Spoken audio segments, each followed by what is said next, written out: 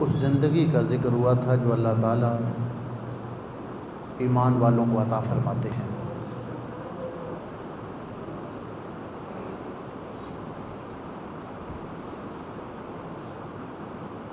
और अल्लाह ताला ने अपने कलाम में चंद मकामात पर अपने बंदों से उस ज़िंदगी का वादा फ़रमाया है।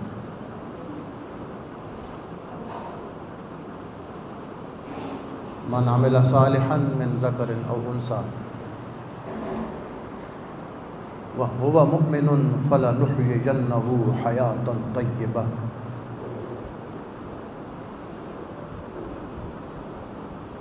इरशाद फरमाया, जिसने ईमान के साथ अच्छे काम किए,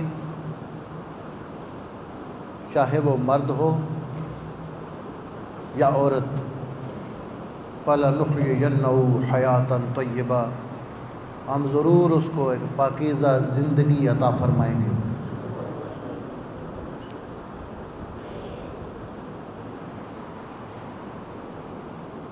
दूसरे मकाम पर सूरह अनफ़ाल में इरशाद है, या अय्युहल्लज़ीना आमनू इस्तजीबू लिल्लाहि व लिर्रसूल इज़ा दआकुम लिमा युहयिकुम। ए ईमान वालो,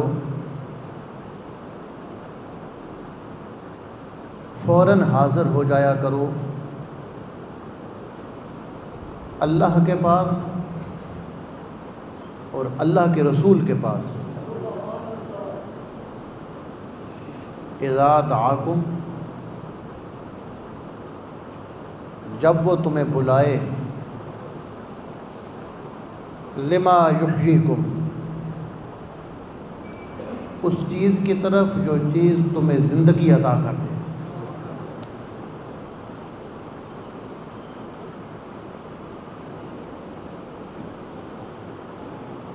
और इस बात पे यकीन रखो कि अल्लाह ताला बंदे के दरमियान और बंदे के दिल के दरमियान रहता है।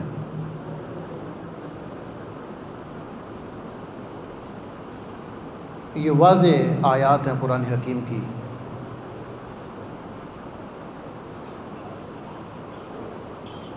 कि जिस वक़्त बंदे को ईमान कामिल नसीब हो जाए,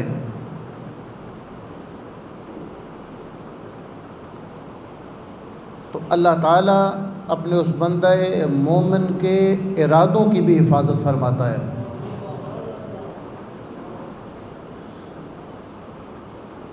अल्लाह ताला उस बंदे मोमिन के ख़याल की भी हिफाजत फरमाता है। लेकिन शर्त यह है कि बंदा दिल से अल्लाह के रसूल की सच्ची ग़ुलामी में आ जाए।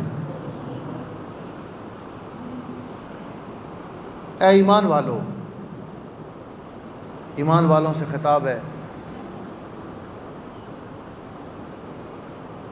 जिन लोगों को अल्लाह ताला कुरान में कहता है ईमान वालों, ज़रूरी नहीं है कि वो मरते दम तक ईमान वाले रहें। देखें कुरान मजीद के टेक्स्ट के अंदर ये बात मौजूद है। या अय्युहल्लज़ीना आमनू मन यर्तद्द मिनकुम अन दीनिही फसौफ यअतिल्लाहु बिक़ौमिन युहिब्बुहुम व युहिब्बूना। ऐ ईमान वालों, अगर तुम में से कोई बंदा दीन से फिर जाए, किसी और दीन में चला जाए, तो अल्लाह ताला के पास बंदों की कमी नहीं है। तुम्हें इस बात पे नाज और फ़ख्र और गुरूर नहीं करना चाहिए कि तुम मोमिन हो। इसमें तुम्हारा कुछ कमाल नहीं। ज़य्यनहु फ़ी क़ुलूबिकुम, ये उसकी मेहरबानी है कि उसने तुम्हारे दिलों के अंदर ईमान को सजा रखा है। हब्बब इलैकुमुल ईमाना, सूरह हुजरात में है। वो अल्लाह है जिसने तुम्हारे लिए ईमान को पसंद किया है। व ज़य्यनहू फ़ी क़ुलूबिकुम, और इस ईमान का मरकज़ अल्लाह ने तुम्हारे दिलों को बनाया है।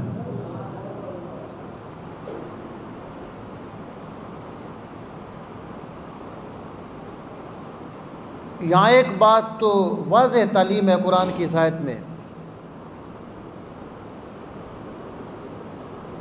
कि बंदा बज़ाते ख़ुद फ़ी नफ़्से ही कुछ नहीं,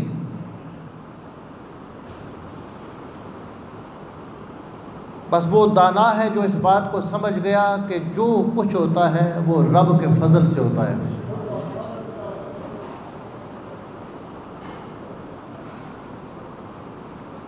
आप कुरान मजीद के अंदर तारीख़ अंबिया को पढ़ें।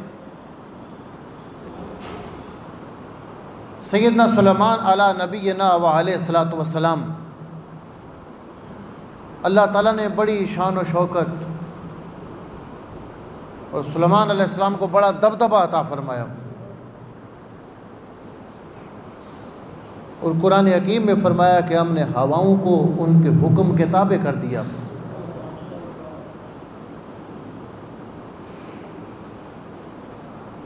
उनके हुक्म के तहत हवा चलती थी, जिस जगह जाना चाहते वो हवा को हुक्म देते, वो आपके तख्त को उठाकर वहाँ तक पहुँचा देती। जहाँ आपका इरादा होता आप उसे उतरने का हुक्म देते। इससे ये भी पता चलता है कि जो अंबिया होते हैं उनको अल्लाह ताला मुजज़े का इख्तियार अता फ़रमाता है। ये ऐसे नहीं है कि इत्तफ़ाक़ी हो जाता है, बल्कि वो अपने इरादे के साथ, अपने तसर्रुफ़ के साथ मुजज़े का इज़हार करते हैं। अल्लाह ताला ने उनको ये ताकत दी हुई होती है। बाज़ लोगों का कहना यह है कि बस हो जाता है, उनका अपना इसमें इरादा और तसर्रुफ़ नहीं होता। ऐसा नहीं है। कुरान मजीद की इसी आयत के अंदर नबी तो नबी है, नबी की बारगाह में बैठने वाले के बारे में बयान हुआ कि अल्लाह ने उसे इरादे का कुव्वत और इरादे का इख्तियार अता फ़रमाया।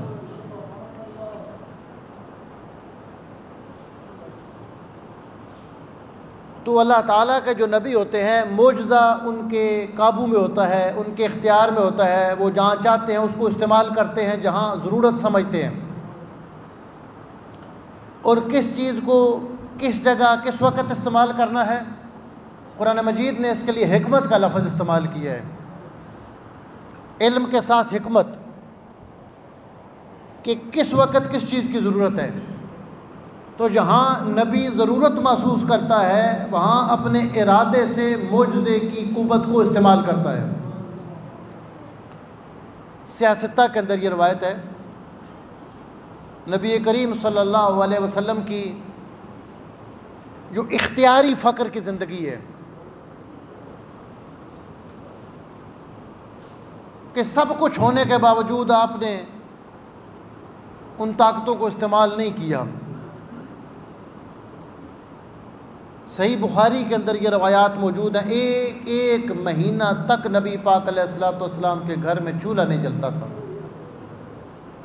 हज़रत अनस नबी पाक अलैहिस्सलाम के खादम हैं, फरमाते हैं कई बार सहरी के वक़्त सरकार दो आलम मुझे फरमाते हैं अनस आज मैंने रोज़ा रखना है, घर में खाने के लिए क्या है?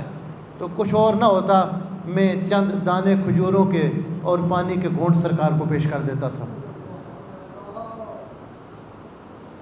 ये फ़क्र नबी पाक अलैहिस्सलाम का इख्तियारी था।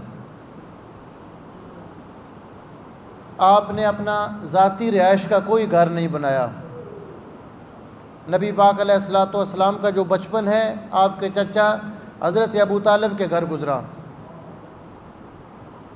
शादी के बाद जवानी तक सरकार उनके साथ रहे। शादी के बाद हज़रत सैयदा खदीजतुल कुबरा रज़ियल्लाहु ताला अन्हा का घर था जिसमें सरकार रिहाइश रखते थे। और मदीना शरीफ में अज़वाज मुतारात के उजरे थे। नबी पाक अलैहिस्सलाम ज़रूरत की खातिर उनमें जाते थे, बाकी मस्जिद में तशरीफ़ ले आते थे। दुनिया से इतना हुजूर नबी पाक अलैहिस्सलाम ने अपने दामन को बचा के रखा। कि विसाल के वक़्त बार बार पूछा कि घर में क्या कुछ रह गया है। फिर उम्मुल मोमिनीन ने अर्ज़ की, या रसूल अल्लाह इतने दीनार इतने दिरहम रह गए हैं। फरमाया ये भी अल्लाह की राह में दे दो, मैं अल्लाह ताला से इस हाल में मुलाकात करना चाहता हूँ कि दुनिया की कोई दौलत मेरे घर में मौजूद ना हो। ये फ़क्र नबी पाक अलैहिस्सलातु वस्सलाम का सरासर इख्तियारी था। तबरानी के अंदर ये हदीस पाक मौजूद है, मुस्नद इमाम अहमद बिन हंबल के अंदर ये हदीस पाक मौजूद है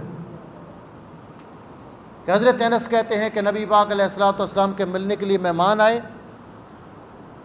तो आपने उन्हें खाने के लिए मस्जिद नबी में बिठाया और फरमाया, अनस आप अंदर मालूमात करो, इनके खाने के लिए कुछ ले आओ। फरमाते हैं मैं अज़वाज मुतारात के 7 या 8 हुजरों में हर एक में गया, किसी के घर उस वक़्त खाना मौजूद नहीं था।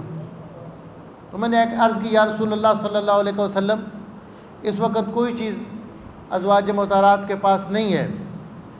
तो हुज़ूर नबी पाक अलैहिस्सलातु वस्सलाम ने अल्लाह पाक की बारगाह में दुआ के लिए हाथ उठाए, अल्लाहुम्मा इन्ना नस्अलुका मिन फ़ज़लिका व रहमतिका, या अल्लाह हम तो इसे तेरा फ़ज़ल और तेरी रहमत मांगते हैं। थोड़ी देर के बाद एक साहिब सरकार की बारगाह में खिदमत के लिए एक रोस्ट बकरी लेकर आए और सरकार की बारगाह में पेश की। तो मस्जिद नबी में जितने बंदे बैठे थे, सरकार ने फरमाया ये खाओ, हमने अल्लाह से 2 चीज़ें मांगी थी, एक उसका फ़ज़ल और एक रहमत। ये फ़ज़ल आ गया है और हम रहमत के इंतज़ार में हैं। और नबी पाक अलैहिस्सलातु वस्सलाम का जो पूरा ध्यान हर वक़्त अल्लाह ताला की बारगाह और आखिरत की तरफ होता था। इसी तरह तबरानी में अक्ल शुरब के बाब में एक हदीस आती है।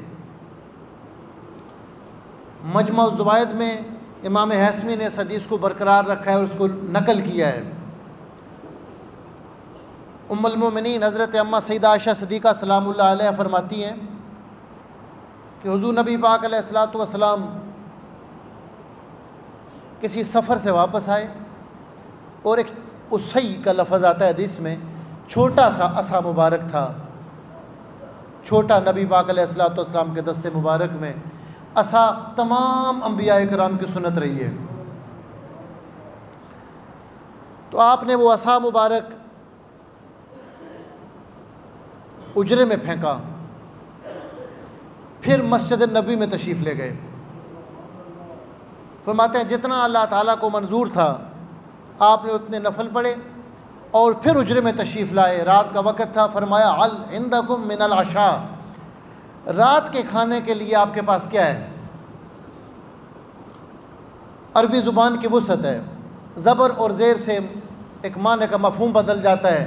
जो वक्त होता है उसको इशा कहा जाता है, जो खाना रात का होता है उसको अशा कहा जाता है।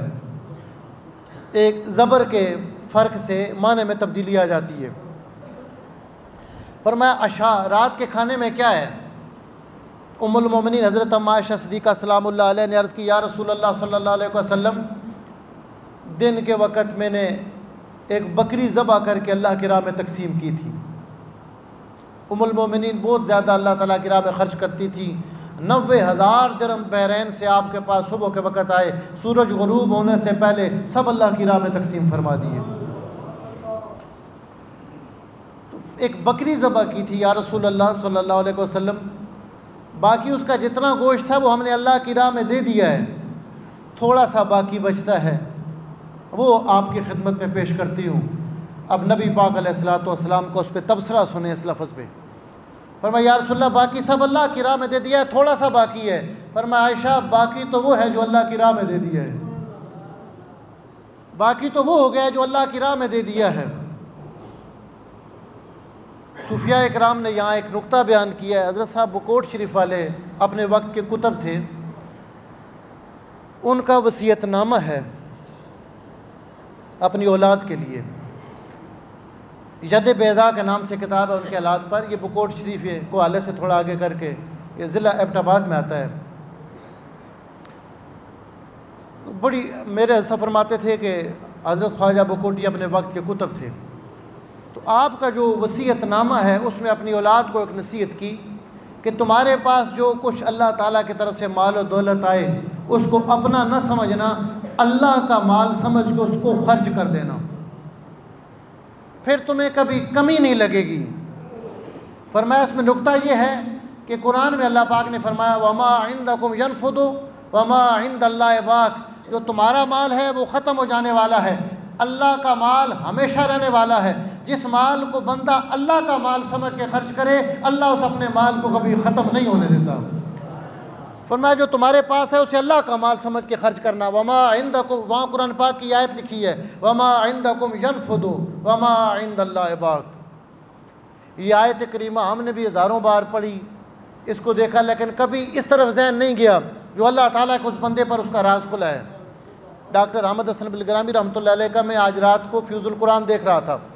सूरह मरियम की इब्तिदा में काफ हा या ऐन स्वाद ज़िक्र रहमत रब्बिक अब्दहु ज़करिया, इसमें उन्होंने एक बात लिखी है। काफ हा या ऐन स्वाद के बाद अल्लाह पाक फरमाते हैं कि उस रहमत को याद करो जो अल्लाह ने अपने बंदे ज़करिया अलैहिस्सलाम पे फरमाई। ज़िक्र रहमत रब्बिक अब्दहु ज़करिया, ये तो हम पहले भी पढ़ते थे कि काफ हा या ऐन स्वाद। हज़रत सैयदना अली मुर्तज़ा शेर खुदा का नज़रिया ये है कि ये अल्लाह ताला के नाम है, तो आप मैदान जंग में काफ हा या ऐन स्वाद उनसुरना ये लफ्ज़ इस्तेमाल करते थे, काफ हा या ऐन स्वाद हमारी मदद फरमा। यहाँ पर डॉक्टर साहब ने एक बात लिखी है कि काफ हा या ऐन स्वाद ये रूफ़े मुक़त्तिआत में से है, इसका हकीकी माना वो अल्लाह ताला की ज़ात जानती है या अल्लाह ताला जिसको उसकी समझ अता फरमाए। काफ हा या ऐन स्वाद ज़िक्र रहमत रब्बिक अब्दहु ज़करिया, अपने रब की उस रहमत को ज़िक्र करो, उस रहमत को याद करो जो अपने बंदे ज़करिया अलैहिस्सलाम पे फरमाई। यहाँ डॉक्टर सैयद अहमद हसन बिलग्रामी ने लिखा अल्लाह ने रहमत का ज़िक्र करने से पहले काफ हा या ऐन स्वाद का ज़िक्र किया है। यही वजह है कि जो रहमत के तलबगार हैं वो काफ हा या ऐन स्वाद का विर्द करते हैं, वो इसको इससे अल्लाह ताला को इन नामों से पुकारते हैं जो अल्लाह की रहमत को चाहते हैं, कि साथ ही अल्लाह ताला ने अपनी रहमत का ज़िक्र फरमाया काफ हा या ऐन स्वाद के बाद। हज़रत सैयदना अब्दुल अज़ीज़ दब्बाग़ रहमतुल्लाह ताला अलैह के मलफूज़ात में है, इब्री शरीफ में, आपके पास बिल्कुल ज़ाहिरी इल्म नहीं था, किसी मदरसे में पढ़ने के लिए नहीं गए, और अल्लाह ताला ने हुज़ूर नबी पाक अलैहिस्सलातु वस्सलाम के सदक़े से बराह रास्त आपको इल्म अता फरमाया। 19 साल की उम्र तक आप तलाश में रहे। फरमाते हैं मैंने हर तरह की चीज़ें पढ़ी, वज़ाइफ पढ़े, औराद पढ़े, सूरतें पढ़ी, जो कुछ पढ़ सकता था पढ़ा, लेकिन ये अल्लाह ताला के अमर की बात होती है। जिस वक़्त वो करम करना चाहे तो पढ़ने के लिए भी ख़ुद ही कोई रहनुमाई फरमा देता है। 1000 साल तक जनाब आदम अलैहिस्सलाम रोते रहे, अल्लाह की बारगाह में तौबा करते रहे, लेकिन उसकी कबूलियत न हुई। जब वक्त आया फरमाया फ़तलक़्क़ा आदम मिन रब्बिही कलिमातिन, आदम ने अपने रब से चंद कलिमात सीख लिए। बुज़ुर्गान दीन फरमाते हैं जिस वक़्त करम होना था उसने कलिमात भी तौबा के ख़ुद बताए और उसको कबूल भी फरमा लिया। ये सब उसके फ़ज़ल की। फ़तलक़्क़ा आदम मिन रब्बिही कलिमातिन, जब कबूलियत का वक्त आना था ख़ुद बताया फ़तलक़्क़ा आदम मिन रब्बिही कलिमातिन। जब मेहरबानी होनी थी आदम ने अपने रब से चंद कलिमात, चंद अल्फाज सीख लिए, उन लफ्ज़ों के साथ रब को पुकारा तो अल्लाह ने उनके तौबा को कबूल फरमा लिया। फ़तलक़्क़ा आदम मिन रब्बिही कलिमातिन। फरमाते हैं कि मैं बहुत कुछ पढ़ता रहा। हज़रत सैयदना अब्दुल अज़ीज़ दब्बाग़ फरमाते हैं कि मिस्र के बाज़ार में ऐसा हुआ कि मुझे जनाब ख़िज़र अलैहिस्सलाम से मुलाकात हुई। उन्होंने फरमाया जो कुछ पढ़ते हो सब छोड़ दो, बस ये दुआ करो अल्लाहुम्मा या रब्बे बेजाए सय्यदना मुहम्मद इब्न अब्दुल्लाह इजमा बैनी व बैन सय्यदना मुहम्मद इब्न अब्दुल्लाह फ़िद दुनिया वल आखिरा। या अल्लाह जनाब मोहम्मद सल्लल्लाहु अलैहि वसल्लम के वसीले से दुनिया और आखिरत में मुझे मोहम्मद अरबी से मिला दे, बाकी सब चीज़ें छोड़ दो, ये दुआ करते रहो। फरमाते हैं मैं इतना पढ़ता रहा कि दिन में 7-7 हज़ार मरतबा ये पढ़ता रहा, यहाँ तक कि अल्लाह ताला ने बेदारी में मुझे हजूर की मुलाकात नसीब फरमाई। तो हुजूर नबी पाक अलैहिस्सलाम से जब मुलाकात हुई तो उसके बाद फरमाते हैं ये ख़तरा टल गया कि अब मैं बेईमान हो सकता हूँ। किसी वक़्त भी बंदा मोमिन होने के बाद काफिर हो सकता है, लेकिन जब उसका हुजूर की ज़ात से ताल्लुक़ हो जाता है फिर अल्लाह उसको दोबारा काफिर नहीं होने देता। तो आपके पास एक बंदा तलमसान का रहने वाला है, अफ्रीका का एक शहर है। उसने कहा हज़रत मैं एक दुआ आपके पास लेकर आया हूँ, आप इसका तर्जुमा मुझे बताएँ। बिस्मिल्लाहिल खालिक़िल अकबर व खिर्ज़ुन मानिउ मिम्मा अख़ाफ़ु मिन्हु वअहज़र। मैं उस अल्लाह ताला के नाम के साथ, इसमें ज़्यादा अल्फाज अरबी हैं, 2 लफ्ज़ किसी और ज़ुबान के, कि मैं अल्लाह ताला जो खालिक़ अकबर है उसके नाम के साथ शुरू करता हूँ। व खिर्ज़ुन मानिउ मिम्मा अख़ाफ़ु मिन्हु वअहज़र, जो चीज़ डराए, जो चीज़ से बंदा डरता हो उसके लिए जो बंदे की हिफाजत का किला है और जो रुकावट बनती है वो खुदा की रहमत बनती है। ला कुदरत लिमखलूक़ मा कुदरत खालिक़, अल्लाह ताला की कुदरत के होते हुए किसी मखलूक की कोई कुदरत नहीं। अल्लाह जिसके साथ हो उस पर किसी मखलूक का कोई बस नहीं चल सकता। अल्लाह उसकी हिफाजत फरमाता है। युल्जिमुहु बिलजाम कुदरत, उसने अपनी मखलूक को अपनी कुदरत की लगाम डाली हुई है, सब को उसने अपने काबू में रखा हुआ है।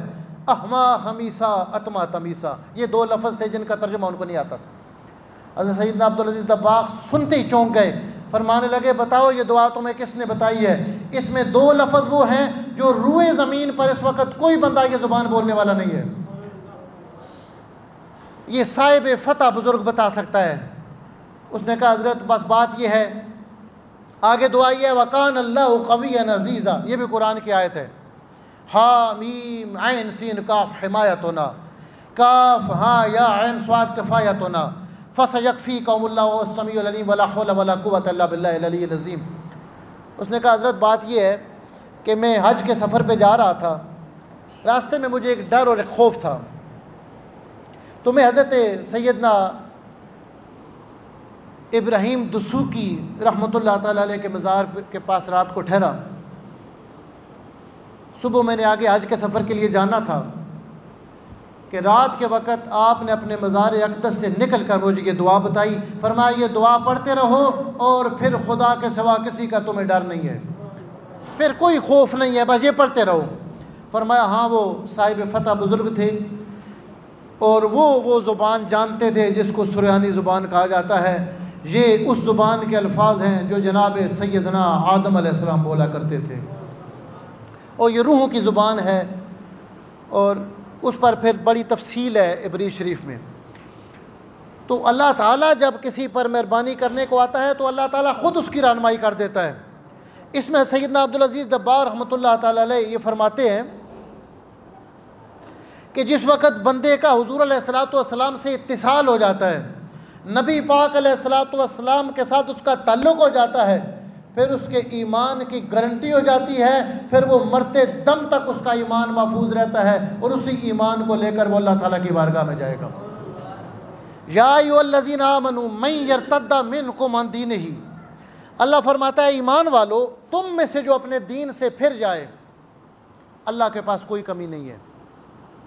तो हज़रात में वो जो अर्ज़ आपकी खिदमत में अर्ज़ कर रहा था, हुज़ूर नबी पाक अलैहिस्सलातु वस्सलाम का जो फ़क्र इख्तियारी था और मुजज़ा नबी के इख्तियार और तसर्रुफ़ में होता है।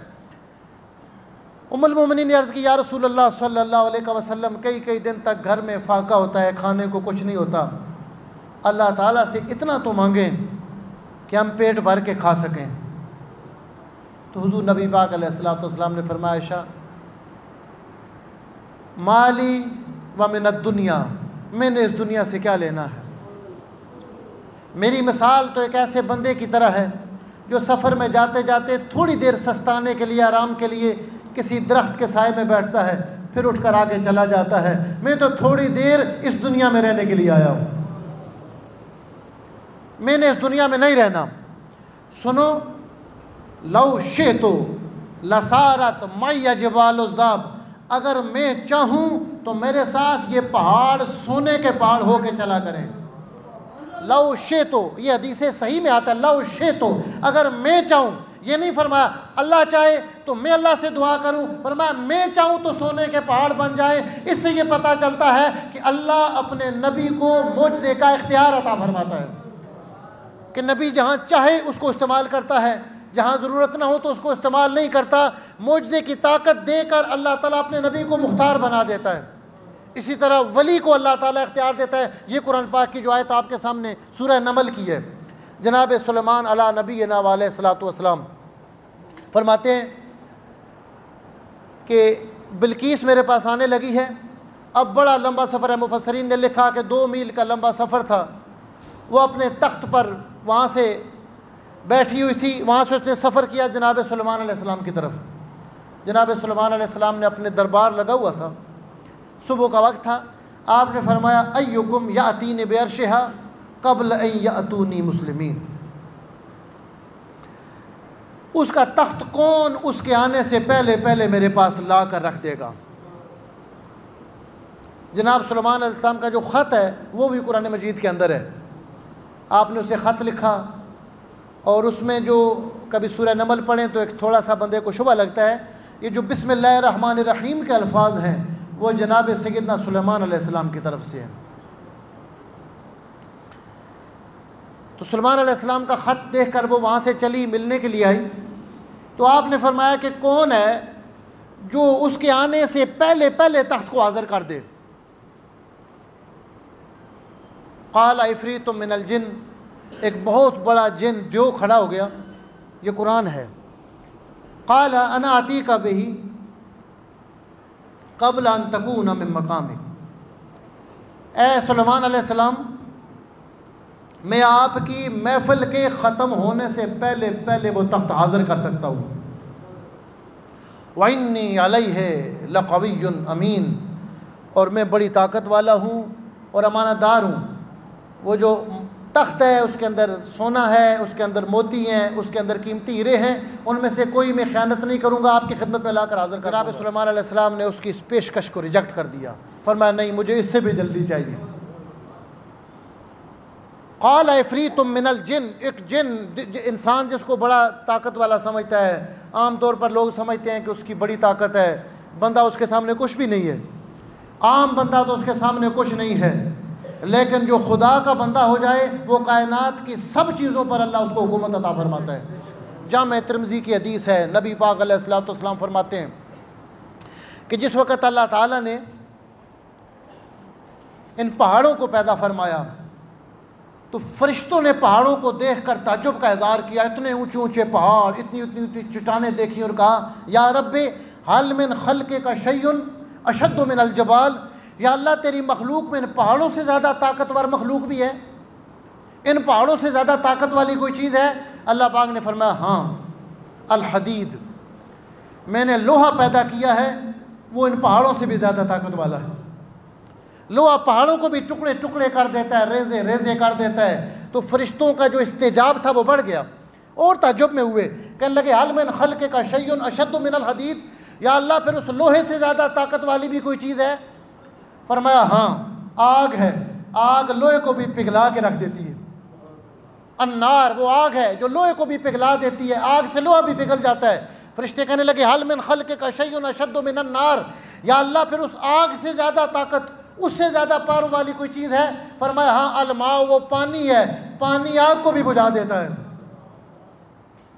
फरिश्तों का और ताज्जुब बढ़ा, कहने लगे हल मिन खल्क़े का शैउन अशद्दु मिनल मा, अल्लाह करीम इस पानी से ज़्यादा ताकतवर कोई चीज़ भी है।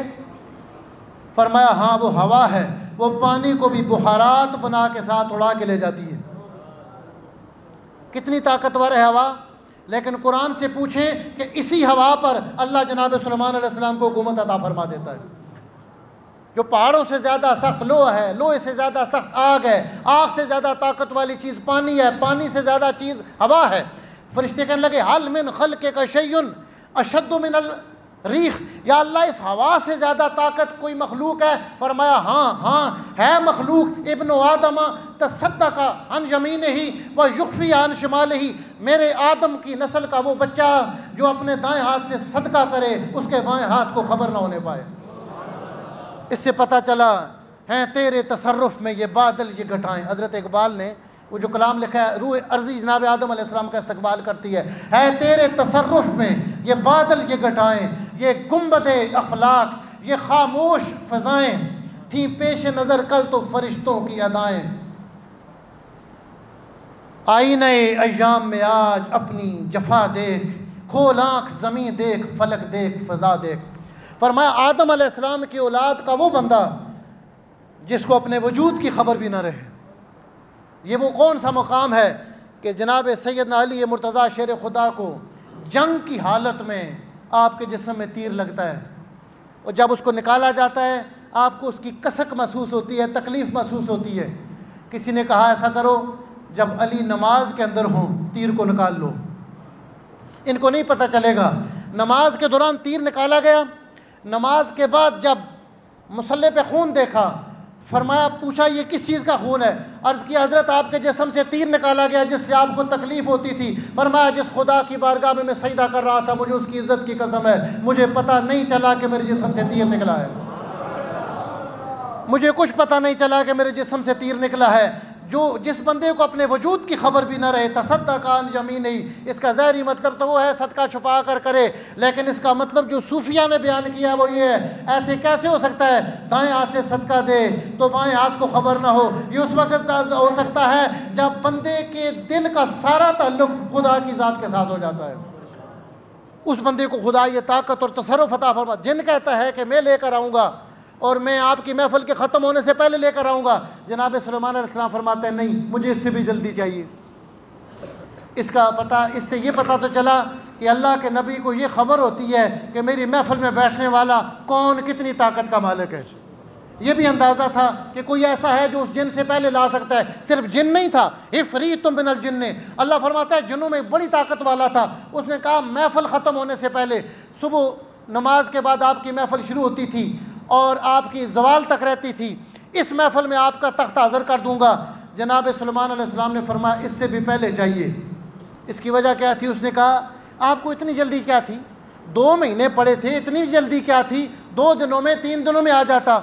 अगर वो 4-5 घंटों में आ जाता काम तो हो जाता। लेकिन जिन ने कहा इन्नी अलैहि कवियुन अमीन, मैं ताकत वाला हूँ और मैं बड़ा मेरे अमीन हूँ, मेरे पास बड़ी ताकत है। अल्लाह के नबी को ये बात पसंद नहीं आई कि मखलूक होकर खालिक के सामने अपनी ताकत का इज़हार करे। फरमाया और कोई उठे, क़ाल अल्लज़ी इंदहु इल्मुम मिनल किताब, कुरान कहता है एक ऐसा शख्स खड़ा हो गया जिसके पास उस किताब का थोड़ा सा इल्म था जो जनाब सुलेमान अलैहिस्सलाम पर उतरी थी। किताब के कुरान मजीद के अंदर जो आम मफ़हूम है वो लोहे महफूज के लिए इस्तेमाल हुआ है किताब का लफ्ज़। अब उस फिर तर्जुमा ये होगा क़ाल अल्लज़ी इंदहु इल्मुम मिनल किताब, एक ऐसा बंदा उठ के खड़ा हो गया जिसके पास लोहे महफूज का थोड़ा सा इल्म था, जिसके पास एक इल्म था। मुफस्सिरीन फरमाते हैं कि या हय्यु या क़य्यूम के राज़ों को वो जानता था। बाज़ों ने लिखा है कि या ज़ल जलाल वल इकराम, इस इसम के राज को जानता था। वो खड़ा हो गया, सुलेमान अलैहिस्सलाम की बारगाह में उठ के खड़ा हो गया, कहने लगा अना आतीका बिही क़ब्ल अन यर्तद्दा इलैका तरफ़ुक, आप अपनी पलक नहीं झपकनेंगे, ये ग़ुलाम आपकी खिदमत में तख्त को हाज़िर कर देगा। जिन की ताकत का भी पता चल गया और दियों की ताकत का भी पता चल गया। अना आतीका बिही क़ब्ल अन यर्तद्दा इलैका तरफ़ुक, आप अपनी पलक को झपकाएंगे नहीं कि तख्त हाज़िर कर दूँगा। और फरमाया हाज़ा, जब हाज़िर कर दिया कहा हाज़ा मिन फ़ज़ल रब्बी, ये मेरा कुछ नहीं है, ये सब मेरे रब का फजल है। ये जन्नात, ये हुज़ूर गौस पाक को जो गौस सकलैन कहा जाता है इसलिए कहा जाता है कि जन्नात पर और इंसानों पर अल्लाह ने आपको हुकूमत अता फरमाई थी। अल्लामा इब्न तैमिया तक ये बात लिखते हैं, एक बंदे के साथ सख्त जिन आ गया, किसी तरह नहीं निकलता था, बहुत लोग दम कर चुके, वजीफ़े पढ़ चुके, हुज़ूर गौस पाक के पास इत्तला आई। आपने फरमाया मरीज़ के कान में जाके कह दो कि अब्दुल कादिर जिलानी हुक्म देता है अब इसके पास वापस नहीं आना। अल्लाह ताला अपने बंदों को वो हुकूमत, वो तसर्रुफ़ अता फरमाता है। तो जिस तरह नबी को अल्लाह मोज़े की ताकत अता फरमाता है, वली जो साहिब तसर्रुफ़, सिर्फ़ करामत हो तो वो इत्तेफाक से भी हो जाती है, लेकिन अल्लाह ताला जो तसर्रुफ़ अता फरमाता है। बुखारी की सही हदीस है, नबी पाक अलैहिस्सलाम फरमाते हैं कि अल्लाह इरशाद फरमाता है मैं अपने बंदे को जब अपना महबूब बना लेता हूँ, मैं अपने बंदे का हाथ बन जाता हूँ जिससे मेरा बंदा पकड़ता है।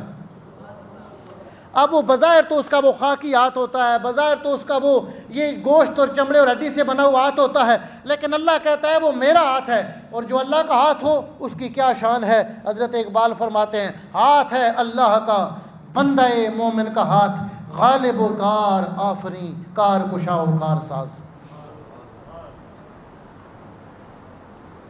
इकबाल इसी पर, अब उनका पूरा जो फ़लसफ़ा है वो इसी पर है कि बंदा मोमिन उस यकीन को अपने दिल में दाखिल करे। ऐ ईमान वालों, अगर तुम मुर्ताद हो जाओ, अल्लाह तुम्हारी जगह मोहब्बत वालों को ले आएगा। कुरान में अल्लाह ताला ने दो चीज़ों को ज़िक्र किया। एक वो लोग ईमान लाए लेकिन अभी मोहब्बत उनको नहीं मिली, फरमाया अगर तुम काफिर हो जाओ अल्लाह मोहब्बत वालों को ले आएगा। ये आयत बताती है, अल्लाह ने दो चीज़ों को एक दूसरे के तज़ाद में ज़िक्र किया है। जिसको मोहब्बत मिल जाती है अल्लाह उसके ईमान को हमेशा के लिए महफूज फरमा देता है। और ये जो दिल, जब तक ईमान दिल के अंदर दाखिल ना हो बंदा किसी वक्त भी काफिर हो जाता है। कुरान में अल्लाह ने फरमाया, ए ईमान वालो ईमान लाओ अल्लाह और रसूल पर। ए ईमान वालो अल्लाह और रसूल पर ईमान लाओ। ए ईमान वालो, अगर तुम मुर्ताद हो जाओ अल्लाह मोहब्बत वालों को ले आएगा। हज़रत नबी पाक अलैहिस्सलाम एक दुआ फरमाते थे, तबरानी के अंदर ये हदीस पाक है, और फरमाते थे कि जनाब आदम अलैहिस्सलाम जब ज़मीन पे उतरे, फिरते फिराते जब खाना काबा के सामने गए, ज़मज़म का आपने पानी पिया, और फिर पानी पीने के बाद, ये उस रवायत के अंदर आता है जो कंज़ुल ईमाल के अंदर है, लेकिन जो तबरानी की रवायत है उसमें ज़मज़म का जिक्र नहीं है, और ये रवायत ज़्यादा सही मालूम होती है। आपने जब खाना काबा में मुकाम मुल्तज़म के सामने खड़े हुए तो जनाब आदम अलैहिस्सलाम ने दुआ फरमाई। और याद रखें, नबियों की जो दुआएं होती हैं वो 90% दुआएं, तकरीबन 90% उम्मत की तालीम के लिए होती हैं, ताकि उम्मत इस तरह करे, वरना नबियों का ईमान तो महफूज होता है। नबियों का वो मुकाम है किसी के वहम गुमान में नहीं आ सकता। दुआ फरमाई, अल्लाहुम्मा इन्नी असअलुका ईमानन युबाशिरु क़ल्बी, या अल्लाह मैं तुझसे ऐसा ईमान मांगता हूँ जो मेरे दिल के अंदर घुस जाए, ईमान दिल के अंदर रच बस जाए। हत्ता आलमा अन्नहु लन युसीबनी इल्ला मा कतबतली वरिदम बिमा कसमतली। अब इसका मफहूम ये है, जब ईमान दिल के अंदर घुस जाएगा फिर मुझे ये यकीन हो जाएगा कि जो दुख मिलता है वो भी मालिक की तरफ से है, जो सुख मिलता है वो भी मालिक की तरफ से है, इसलिए हर हाल में मालिक के साथ राज़ी ही रहना चाहिए। ईमान जब दिल के अंदर दाखिल हो जाता है तो बंदे को ये कैफियत मिलती है कि वो शिकवा नहीं करता, शिकायत नहीं करता।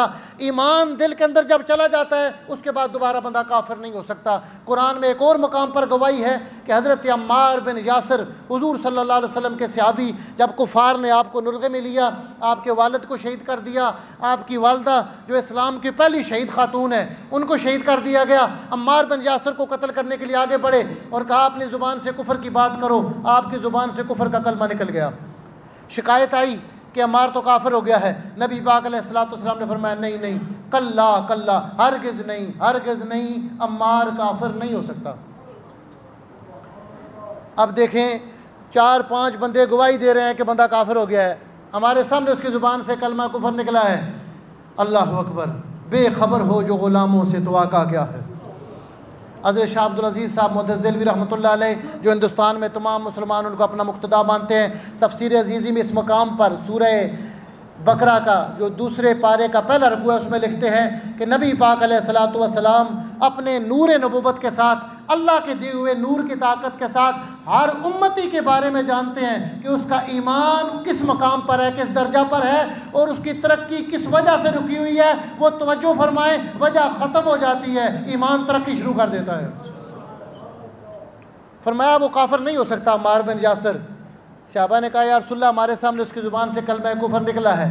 फरमाया तुम्हारी ज़ुबान से तो कलमा कुफर निकला है, लेकिन मैं अच्छी तरह जानता हूँ कि ईमान अम्मार बिन यासिर के दिल में घुस चुका है, ईमान उसके बालों की जड़ों में घुस चुका है, उसकी रग रग में, उसके खून के ज़र्रे ज़र्रे में ईमान घुस चुका है। इस कैफियत का बंदा दोबारा काफिर नहीं हो सकता।